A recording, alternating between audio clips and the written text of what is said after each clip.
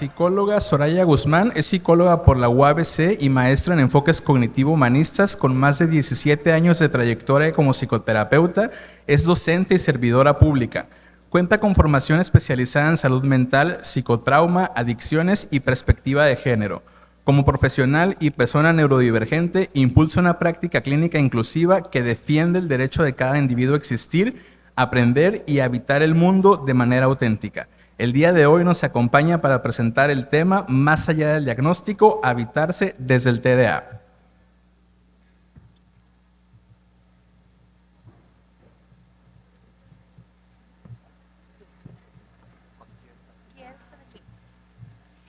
También se vale aplaudir, ¿eh?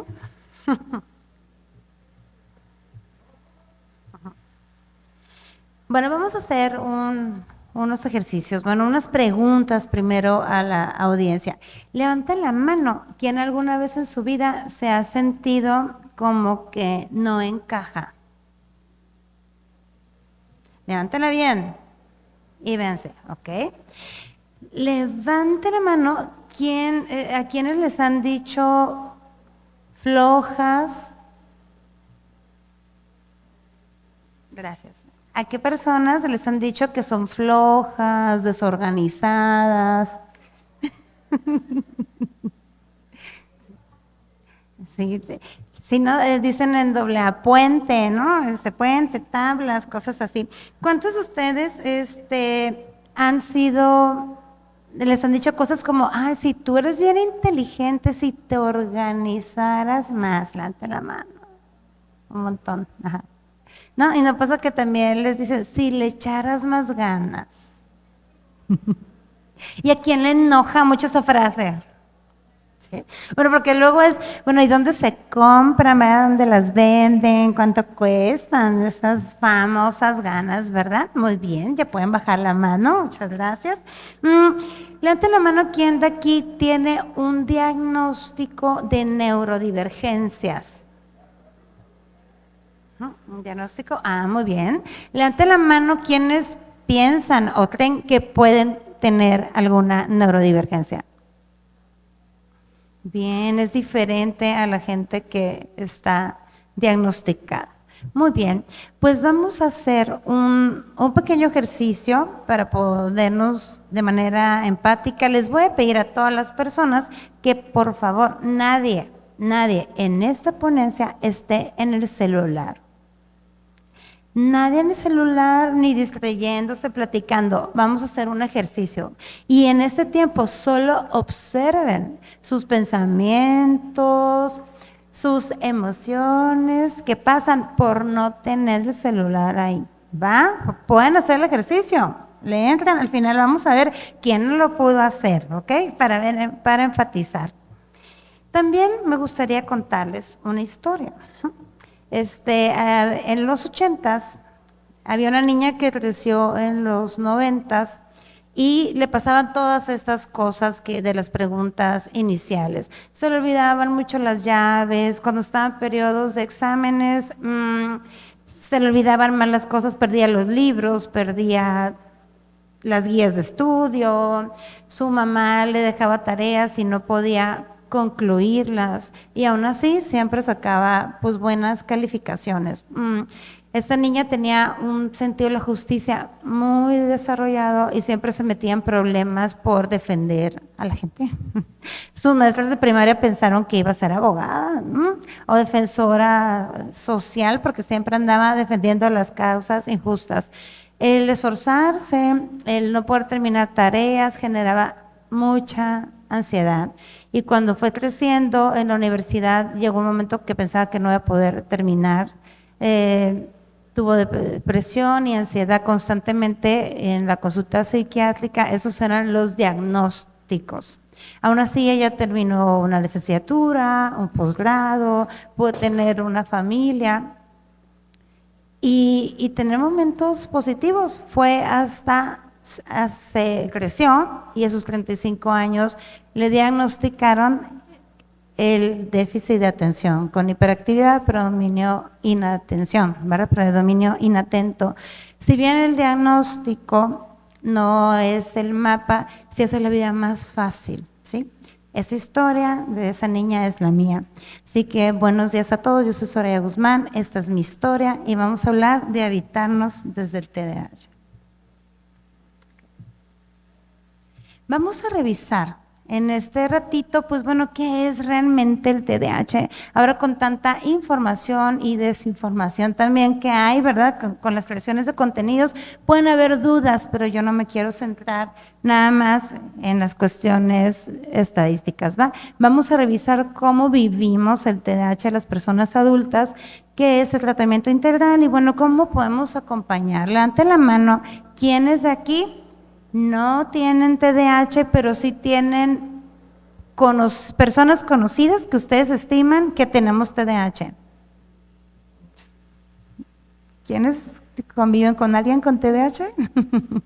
Gracias por levantar la mano. Y entonces en este punto pues vamos a revisar cómo acompañar. Si o no pasa que les preocupa de, ay, ¿cómo le hago con mi esposa que tiene TDAH? O si hay personas, hay gente aquí de empresas, hay empresarios, empresarias que tengan gente a su cargo. ¿Nada más uno, dos? Ok. Bueno, también hay una parte que quiero dedicar a las empresas y aprovechando que es funcionariado público, hay cosas que decir. Y bueno, también vamos a revisar qué es vivir bien con TDAH. Esto es algo bien importante, no se nos va a quitar, ¿sí? No se nos va a quitar, es la manera en que somos y existimos en el mundo. Y sí se puede vivir bien, y sí se puede tener calidad de vida, se puede tener bienestar y sobre todo podemos aportar al mundo algo desde esta manera en que existimos.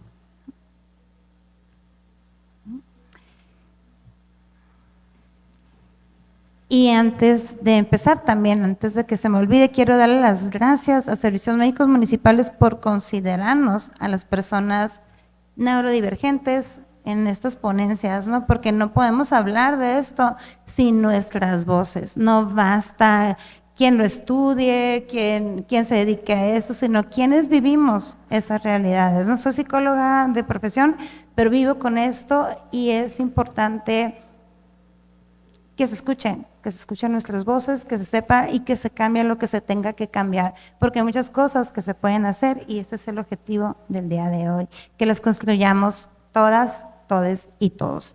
Bueno, el objetivo de mi ponencia es brindar una comprensión actualizada del TDAH en personas adultas desde una perspectiva científica, humana e incluyente, favoreciendo la reducción del estigma y promoviendo estrategias de bienestar para las personas con TDAH, sus familias, parejas, espacios laborales y comunidad.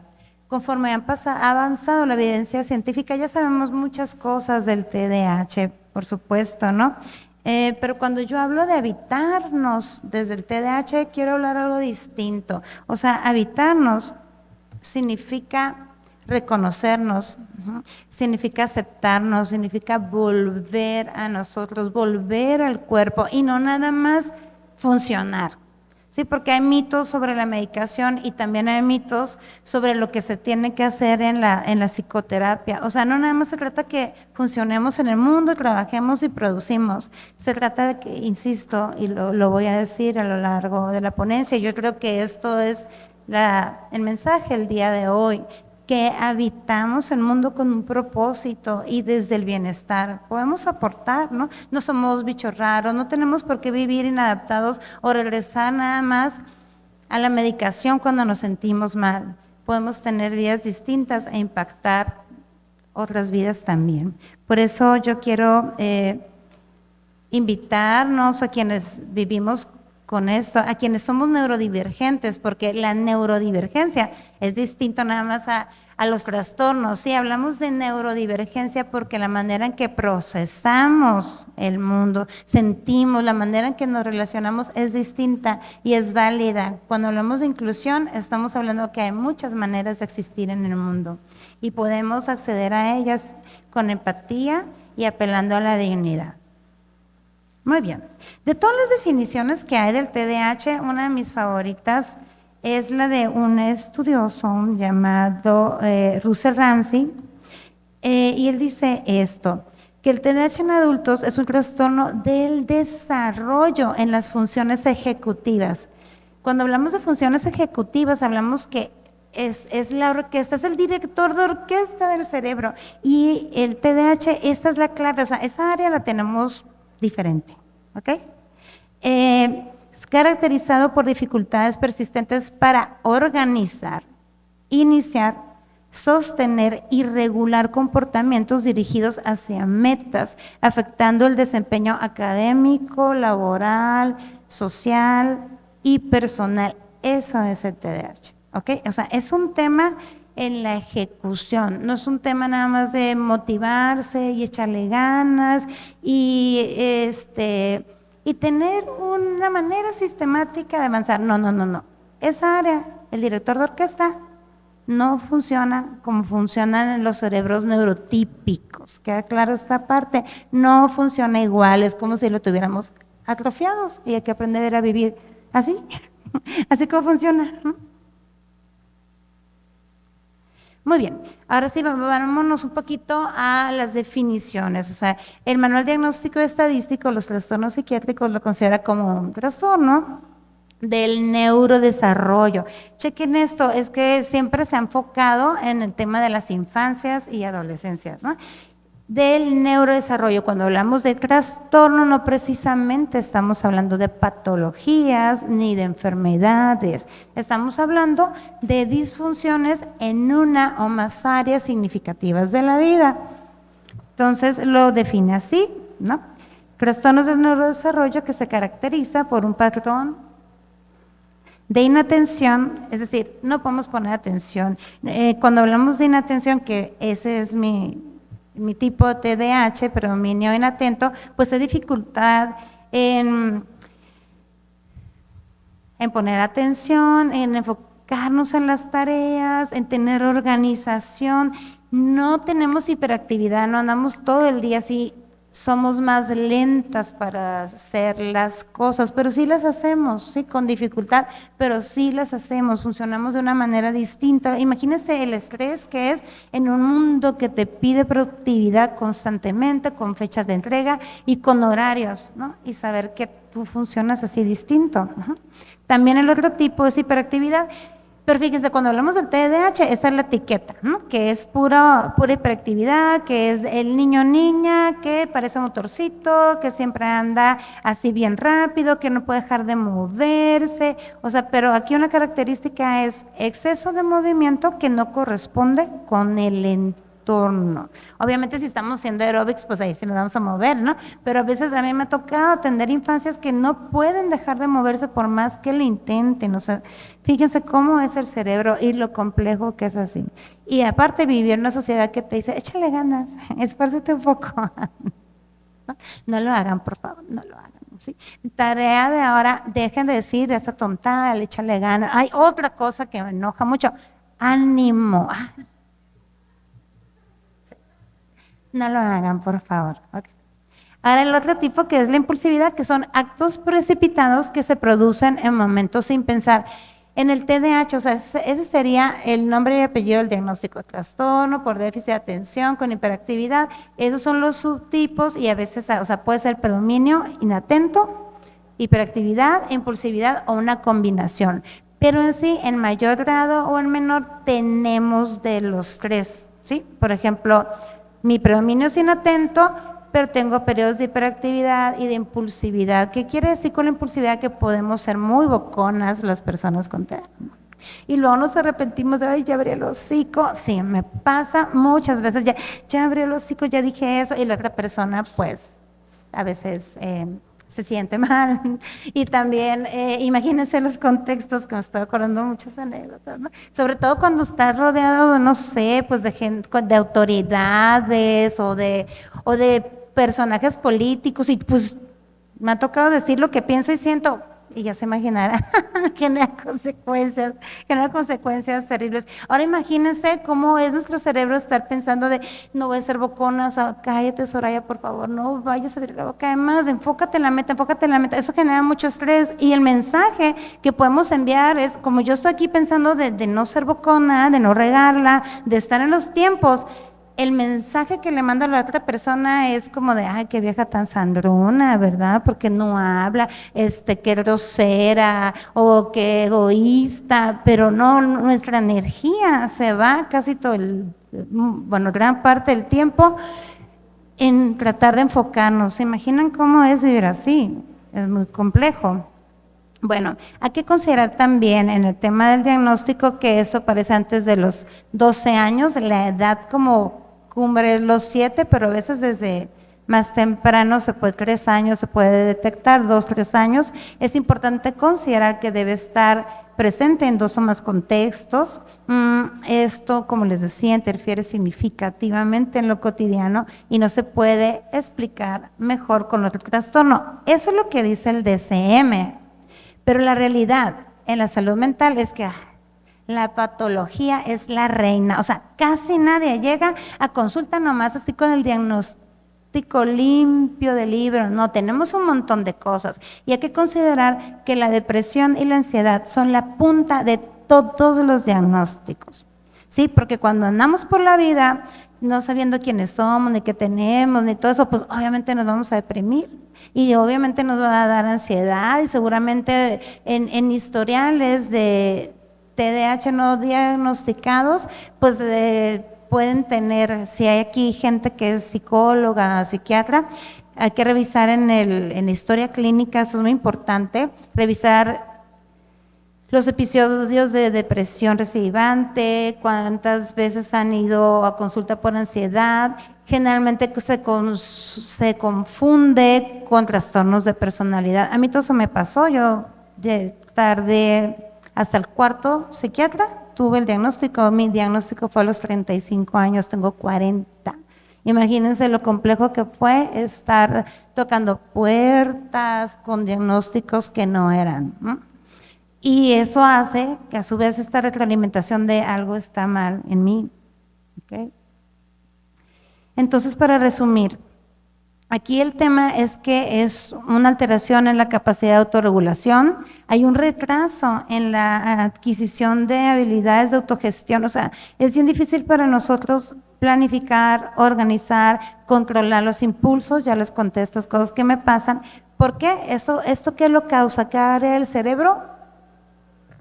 La dije al inicio, las funciones ejecutivas, exacto, ¿sí?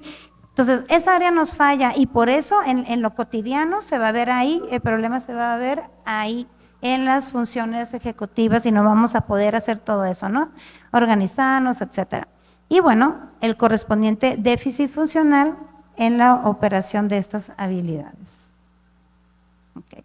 ¿Qué nos pasa a los adultos? Nos pasan un montón de cosas. Muy bien. Pero quiero decirles, como dijo al inicio quien me presentó, pues bueno, ¿cuál es la prevalencia? 5% de la población infantil y adolescente, lo que equivale a más de 1.5 millones de menores. En México la prevalencia se estima en 1.9. Sin embargo, su diagnóstico es grave. Menos del 10% de los casos son detectados y menos del 5% recibimos tratamiento. En la edad adulta, pues está subdiagnosticado, ¿no? Les digo, ¿qué pasa con las personas con TDAH que no fuimos diagnosticadas en la infancia? Pues crecemos y los síntomas cambian, eso es importante, cambian, o sea, no vas a ver un adulto que está ahí como motorcito todo el tiempo, o sea, golpeando gente desde la impulsividad, no cambian, eso es importante, cambia, y el tema está en el ejecutar.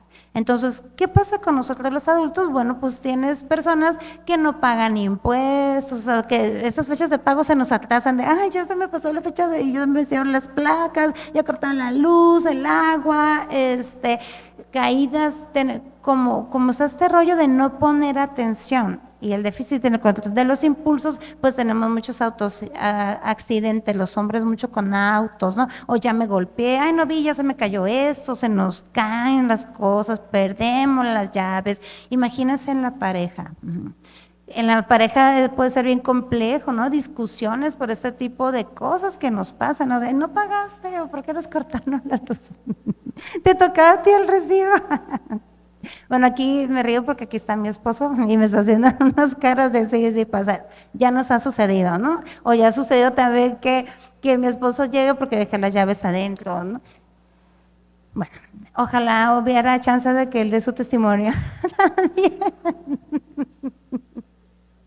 Bueno, como les decía, los síntomas cambian, pues, ¿no? Eso es importante. Suele disminuir la hiperactividad física y aparecen estas cosas. Pensamientos, bueno, hiperactividad mental. Nuestra mente todo el tiempo anda así, rápido, acelerada. Todo el tiempo pensamos un montón de cosas a la vez. Imagínense, es como dejé la cafetera prendida, dejé la plancha, dejé todo eso. Si en la mañana, a la hora de arreglarnos todos para ir a la escuela, que el desayuno, que eso, ahí se me olvidó. O sea, estamos revisando constantemente de, a ver, llaves, cartera, teléfono. No sé si han visto un video por ahí de una señora que tiene sus post-its para revisar todo esto, ¿no? De que tenga llaves, cartera, teléfono y salen calzones porque no se puso pantalón, algo así.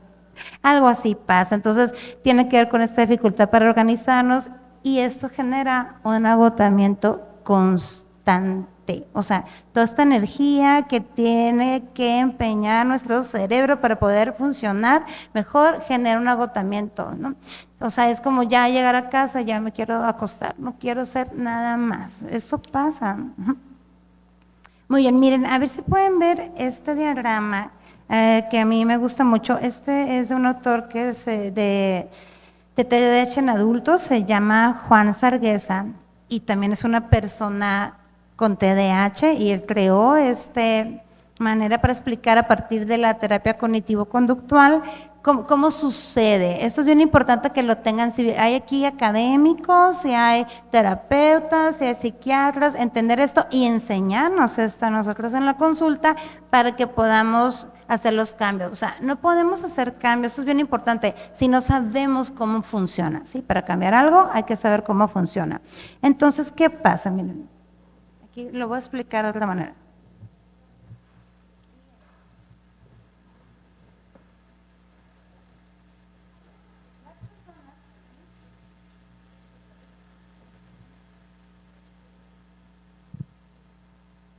Aparte de neurodivergente, con déficit de visión, pues todo junto me toca, ¿no?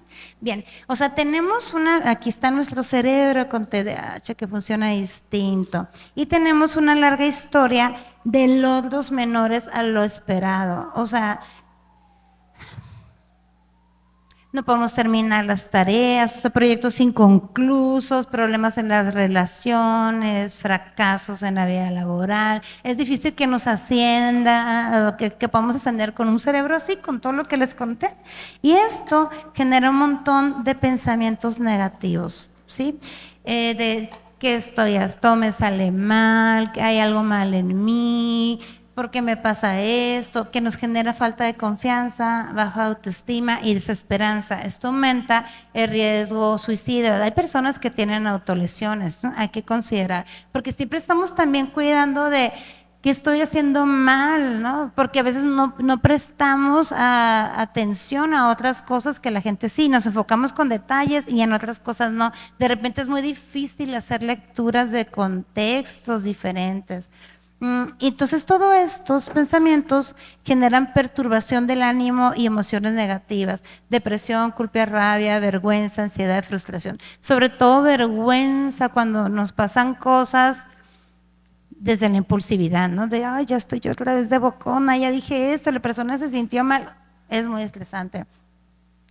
Y si a eso tú le sumas que hay ausencia de estrategias de afrontamiento, como organización, planificación diaria, manejo de las distracciones, evitación y procrastinación, nos pasa mucho esto, pues bueno, esto es la clave en el TDAH, que funcionamos con un rendimiento constantemente inconstante. Ese es como ese es el pan nuestro de todos los días, el rendimiento constantemente inconstante. Y el ciclo se repite. Y de ahí, pues ya otra vez fracasos, bla, bla, bla, y todo eso que les dije, una y otra vez, una y otra vez, una y otra vez. Imagínense. Veo que hay personas que no pueden cumplir el reto de no tener celular, ¿verdad? Este objetivo es por el tema de la empatía, para que tengan empatía con nosotros de que no podemos enfocarnos en una sola cosa, ¿no? Si eso les pasa a los cerebros neurotípicos, imagínense nosotros. Muy bien, entonces, ¿qué podemos hacer desde un tratamiento integral? Miren, cuando busco información del TDAH, imagínense lo frustrante que es encontrarse incluso artículos científicos enfocados en cómo funcionar mejor y cómo cambiarnos, ¿no? Por ejemplo, encontré por ahí uno que decía, y este medicamento controla el 80% de los síntomas. O sea, es complejo, ¿no? De que siempre quieran cambiarnos. No se trata de eso, no se trata de controlar estos síntomas, simplemente de funcionar mejor y funcionar con bienestar. Entonces, por eso el tratamiento debe ser integral. Primero, con psicoeducación. Bueno, le sumaría primero, pues tenemos que tener un diagnóstico, ¿no? Y un buen diagnóstico. Si alguien de ustedes se identifica con estos síntomas, ahora ya hay muchas maneras, ¿no? O sea, ya hay mucha información, ¿no? Hay gente que ya llega, consulta con un prediagnóstico porque estuvo investigando acerca de lo que le pasa. Entonces, si les pasa eso, pues vayan con gente que tenga experiencia en el TDAH, ¿no? Psiquiatra, psicoterapeuta, y ya lleguen con eso para poder hacerlo mejor. Ahora ya es más fácil y hay que tener psicoeducación. Acuérdense, no podemos vivir con algo si no lo conocemos. Tenemos que saber cómo funciona nuestro cerebro. Una vez que entendamos esto, la vida va a ser más fácil y sobre todo va a ser más feliz. Eso es el primer paso, psicoeducación. Pero también pues no nada más nosotros, o sea, a veces también hay que psicoeducar a nuestros jefes, compañeras, compañeros de trabajo, de cómo habito el mundo en el que estoy. Y no es tan difícil, la verdad no es tan difícil. A veces cuando hablamos de inclusión, hablamos de un montón de cosas, pero sobre todo de entender. La inclusión es entender que hay muchas maneras de habitar el mundo, que existen muchos mundos y que podemos convivir con armonía. Y sobre todo en las empresas, pues primero tenemos que saber qué son las neurodivergencias y cómo funcionan. En el tratamiento integral, la psicoeducación es lo primero. Después, para poder tener un mayor, no me gustaría decir funcionar, ¿no? Para poder tener una vida con mayor bienestar, para tener mayor calidad de vida, pues podemos aprender en la psicoterapia herramientas que nos ayuden a organizarnos y planear y crear un sistema personalizado para poder tener mayor bienestar. Eso es importante. La psicoterapia con mayor evidencia es la cognitivo-conductual. Y bueno, también tratamiento farmacológico. El tratamiento farmacológico, hay algunos que son de liberación prolongada. Yo pienso que la psicoterapia también debe ser así. O sea, tiene que ser tan precisa, tan cortada la medida, la intervención, para que podamos, para que nos podamos quedar en terapia, porque abandonamos los procesos cuando pues, el terapeuta puede que no esté capacitado en los temas o cuando no considera todas estas cosas. En adultos tenemos altos porcentajes de abandono de la psicoterapia, por eso tiene que estar cortada la medida. Y bueno, también le sumaría desarrollar estrategias de autocuidado, adaptaciones ambientales y la red de apoyo, juntarnos con personas que tengan esa apertura a las neurodivergencias. Yo tengo amistades, de hecho por aquí andan, les agradezco un montón, o sea, que me dicen, mira este video, ¿no? O cómo veo que te pasa eso, o comunicarnos constantemente, también estar rodeadas de personas que habitamos en el mundo de manera similar, eso genera un montón de bienestar. Y bueno, aquí, sé que ya tengo el tiempo corto, pero aquí la pregunta es, ¿cómo se nos puede acompañar? Porque estas jornadas se llaman voces que acompañan. ¿Qué puede hacer cada quien? Bueno, empleadores, por favor, en el trabajo, conozcan el TDAH, denos instrucciones claras y por escrito, por favor. Hacer los jefes, pues hazlo, sí, pero hacer qué, eso de ahí, o sea, eso no funciona. Denos objetivos claros, una retroalimentación frecuente. Nosotros necesitamos dopamina, necesitamos, o sea, que eso que hacemos, si nos nutre, si tiene sentido, propósito, aumenta nuestra motivación y nuestro desempeño. Por eso la retroalimentación es fundamental. Es importante minimizar las interrupciones, no nos pongan muchas tareas a la vez y hacer ajustes razonables, o sea, sean flexibles con nosotros. Con ajustes razonables nos referimos pues a medidas de nivelación, ¿no? O sea, a veces no sean tan estrictas con nosotros con los tiempos, ¿no? Sobre todo, bueno, es una historia muy larga, pero esos son los ajustes razonables. Ahorita en las preguntas me pueden decir. En la familia, ¿qué tienen que hacer en la familia? Bueno, sobre todo en la familia de origen, es importante validar las emociones y la manera en que nosotros percibimos el mundo. Si no nos invaliden de, ay, tú, ay, ahí viene la TDAHita, ay, tú, TDAHate, ay, la neurodivergente. No hagan esas cosas, por favor. Apóyennos en la organización. Reconozcan nuestros avances, nos cuesta mucho concluir, ejecutar, acuérdense, este es un tema de la ejecución, entonces si logramos algo que para nosotros cuesta mucho trabajo, es importante reconocerlo. Y también fortalecer las estrategias de comunicación, no den por hecho nada, hay que comunicar, si te sientes incómodo, si de repente no te hice caso, cuando algo que es importante, comunícalo. Y también fomentar la autonomía. Aguas con el discapacitismo, sobre todo en las infancias, ¿no? Cuando hay una neurodivergencia, la familia quiere resolver todo el tiempo, hacer las cosas por nosotros. El mensaje que ustedes nos mandan es como si fuéramos tontos, tontas, tontes, incapaces de hacer las cosas. Eso genera mucha frustración. ¿Sí? Se trata de fomentar la autonomía en la pareja.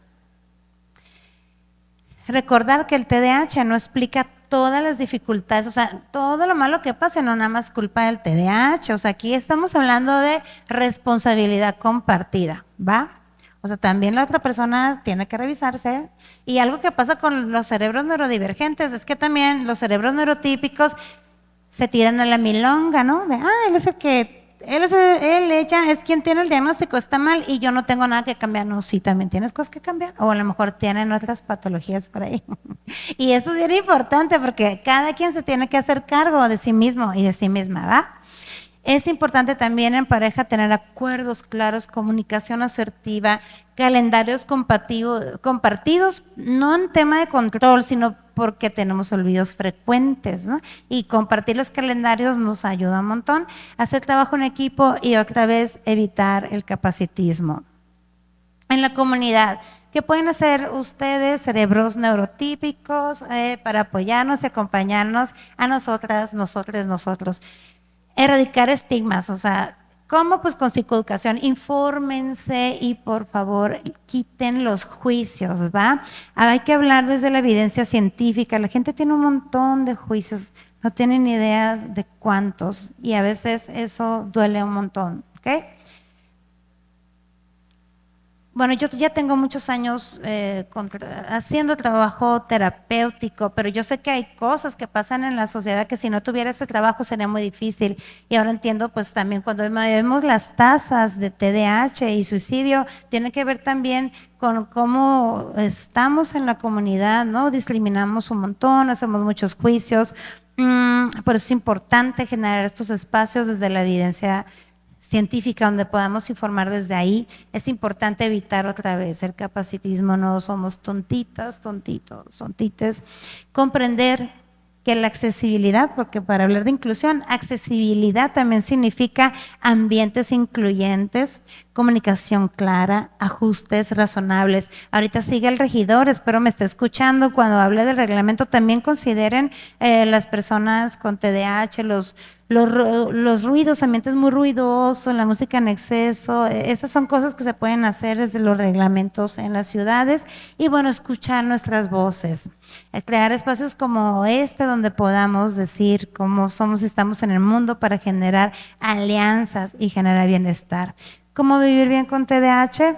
Bueno, ya para cerrar, a las personas con TDAH nos molesta tanto que nos digan qué hacer, no pretende ser eso esto, nada, ni una guía de consejos, pero sí a lo mejor un punto de partida, ¿no? O sea, un mapa. El mapa no es el territorio, pero sí un mapa. Qué bueno. Primero conocer cómo funciona nuestro cerebro, porque ya que lo conocemos vemos que también tiene un montón de bondades, como ver la vida desde diferentes posibilidades, el sentido tan elevado que tenemos de la justicia. O sea, muchas personas con TDAH han hecho aportaciones científicas o la comunidad maravillosa, ¿sí? Es importante que dejemos de compararnos, que diseñemos sistemas individualizados, cuidar nuestra alimentación. Hay alimentos que no nos ayudan, como buscamos cafeína, buscamos dopamina, a veces consumimos demasiada cafeína, fumamos o se utilizan drogas, ¿no? Aguas ahí, pero ahorita vamos a hablar de nutrición. Es importante tener una actividad física, la que te guste a ti. A mí me gusta el yoga, por ejemplo. Priorizar el descanso. Es importante que aprendamos a pedir ayuda, ¿va? Reduce la culpa y fortalece la autocompasión. Celébrate los pequeños logros. Rodéate de personas con disposición a comprender tu neurodivergencia. Existen muchas maneras de habitar el mundo. Un diagnóstico sí es un mapa importante, y las personas con TDAH, las personas neurodivergentes, existimos distinto, pero también existimos bonito y tenemos sueños y podemos aportar cosas a la comunidad y tenemos familias, ¿verdad? Así que agradezco mucho a Servicios Médicos Municipales por estar aquí el día de hoy.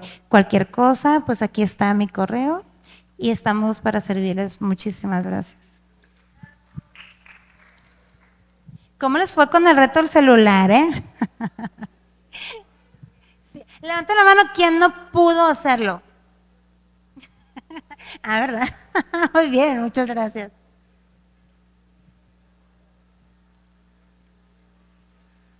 Dos. Tenemos espacio para una pregunta, 2 máximo. ¿Alguien? Una pregunta breve. Adelante. Había comentado que realmente No se escucha, si te lo pegas a lo mejor más.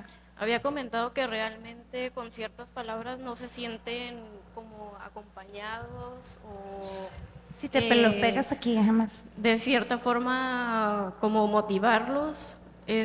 La pregunta es cómo realmente nosotros podemos hacer que se sientan realmente acompañados, ¿no? De la forma en la que se sientan, que podemos llegar a entenderlos, en la forma en la que ustedes, pues, con el trastorno del TDAH pueden llegar a ver, pues, realmente la pregunta sería cómo podemos hacer nosotros que se sientan realmente como acompañados, que logramos entenderlos. Muchas gracias por tu pregunta. Ay, no te pregunté tu nombre. Dailin Mata. Dailin, muchas gracias por tu pregunta. Bueno, primero conocer el TDAH, ¿no? Aquí ya les voy a compartir lo que pasa con mis amistades. Les ha servido mucho que vean videos, que sepan cómo funciona, y en general la inclusión tiene que ver con la comunicación, ¿sí? Comunícate, pregúntanos, ¿sí? Pregúntanos cómo es, cómo piensas. No den por hecho nada. Nunca, no den por hecho nada, nunca. Y hay que tener esta retroalimentación constante. Espero haber sido claro. O sea, conoce el TDAH, comunicación clara con nosotros, retroalimentación constante. Oye, Soraya, noté que cuando te dije esto, tú cambiaste tu conducta. ¿Es así o me equivoco, no? O cuando nos vean en periodos de hiperfoco, no se lo tomen personal. Por eso es importante conocer el TDAH, ¿no? Porque, por ejemplo, si tenemos que completar una tarea y nos distraemos tan fácil, o sea, para poder hacer yo esto, me tuve que encerrar así en el trabajo, de cerrar la puerta, y si hubo gente que se agüitó de que, ay, ¿qué tienes, Ori? ¿Por qué no nos habla? Porque no me dejan concentrar. Entonces yo cuando terminé, ya mandé la presentación, y es retroalimentación constante, ¿no? De, miren, hice esto en mi caso porque tenía que terminar. Y eso de verdad facilita mucho, ¿no? Y le sumaría, o sea, uno conoce el TDA, comunicación constante, retroalimentación y empatía. Esa no cuesta nadita, ¿no? Gracias. ¿Una pregunta más o pasamos? Gracias. Hay una última pregunta. Adelante. Allá.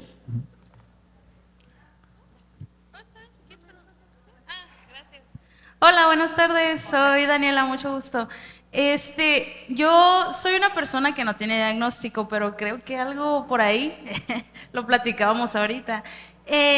Me sucede en muchas ocasiones que llego a un burnout, de que me superagoto y ya no sé cómo funcionar.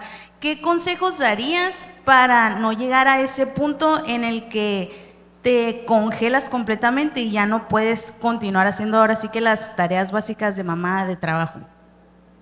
Sí, porque tenemos un funcionamiento constantemente inconstante.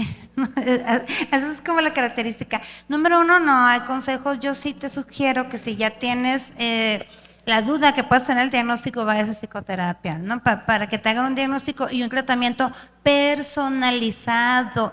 O sea, no hay recetas de cajón con nosotros. O sea, en la terapia, nuestro terapeuta nos tiene que diseñar en conjunto algo cortado a la medida de nosotros. O sea, no es algo que puedas encontrar nada más en videos. O sea, ahí en terapia saber cómo funcionas para poder desarrollar estrategias en lo cotidiano. Si fui clara conmigo. Para que a partir de ahí, pues a veces no podemos solos. Por eso puse aceptar la ayuda. A ti, Gracias. gracias por preguntar. Agradecemos a la psicóloga Soraya Guzmán y hacemos entrega de su reconocimiento y su detallito. El aplauso. Muchas gracias. Gracias a Lisette por considerarme. Yo sé que era muy difícil, todas las ponencias que tenías. Gracias por incluir nuestras voces.